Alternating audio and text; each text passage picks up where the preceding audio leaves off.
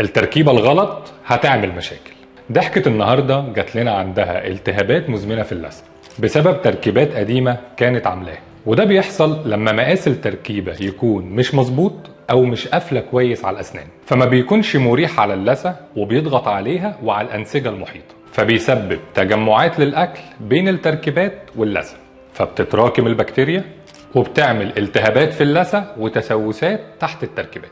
كل ده غير ان ضحكتنا كان عندها تسوسات في كتير من الاسنان وحشوات قديمة محتاجة تتغير وحواليها تسوس. كمان عندها بروز في الاسنان وشفت في الميد لاين، وده بيكون في خط النص بتاع الوش مش ماشي بالظبط مع خط النص بين السنتين اللي قدام، وده يخليك لما تبص على ضحكة زي دي تحس ان البق كله معوج او في ميلان.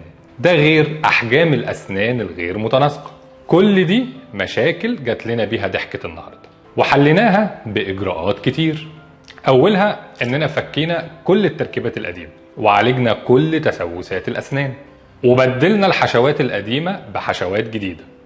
عالجنا اللثة وشكلناها بالليزر علشان نظبط شكل الابتسامة، وعملنا تصميم لابتسامة جديدة ادتنا شكل متناسق، عالج البروز اللي في الأسنان وعالج ميلان الفك وظبط تطابق الفكين. وهو ده الفرق بين التركيبات الصح اللي بتتعمل باهتمام بالغ بالتفاصيل والتركيبات الغلط اللي بتتركب وخلاص. مع ان